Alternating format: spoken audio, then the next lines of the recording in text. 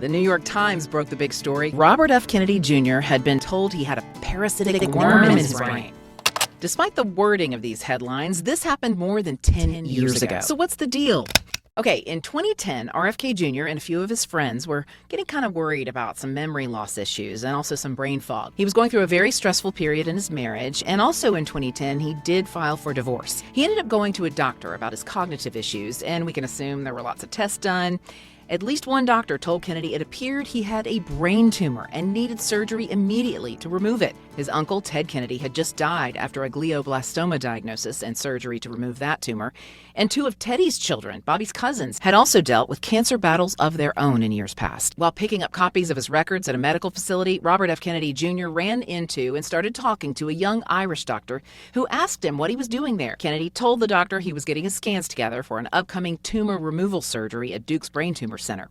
The doctor then asked, "Hey, can I see your records? Mind if I take a look at your scans?" Kennedy, of course, said yes, and then the doctor studied those records for a really long time, finally turning to Kennedy and saying, "I don't think you've earned surgery." The doctor said he suspected Kennedy did not have a brain tumor after all, that it was most likely a parasite, one that had possibly come from eating undercooked pork.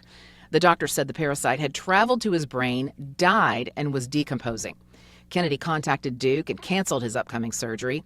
The worm hypothesis most likely gave Kennedy a tremendous sigh of relief and did seem plausible considering the places to which he'd traveled, what he'd been eating, including pork, and what he'd recently been doing for work. One thing that remains unclear is how the New York Times reporter got access to Kennedy's divorce deposition, which led to her revealing bits of his medical history to the public.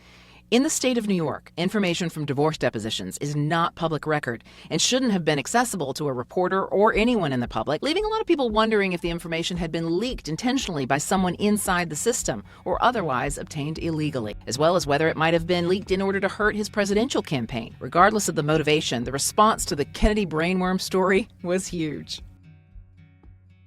RFK Jr. Wormgate had begun. Still, for a hot minute, it was like the whole country had forgotten that parasitic worms infecting humans was actually a thing. But Kennedy apparently saw an opportunity. He seized that momentum and used it to draw attention to the fact that none of his opponents in the race for president would agree to debate him. He posted, "I offer to eat 5 more brainworms and still beat President Trump and President Biden in a debate. I feel confident of the result, even with a 6-worm handicap." So how detrimental could a dead parasite in someone's brain 14 years ago actually be? And how prevalent are these types of parasitic worm infections? Well, Dr. Peter Hotez, the famous infectious disease specialist who famously refused to debate Kennedy on Joe Rogan's podcast, said, quoting a 2007 study, Americans have a, quote, devastating parasitic disease burden. And 14% of the U.S. population has toxocara, that's roundworms, found in dogs and cats. And some types of parasitic worms can and do get into the brain. Kennedy's since been told the type of worm that possibly got into his brain 14 years ago is a common parasite found in humans. The Kennedy campaign responded, emphasizing how old this story is and affirming the brain fog is no longer a problem for Kennedy and has not been for a very long time. Robert F. Kennedy Jr. does seem to be doing a lot better than almost everyone else his age, and even a lot of us who are a lot younger than he is. But questions about any candidate's fitness, especially cognitive abilities, are obviously valid. Kennedy's also brought up the fact that his memory issues could have been caused by mercury poisoning.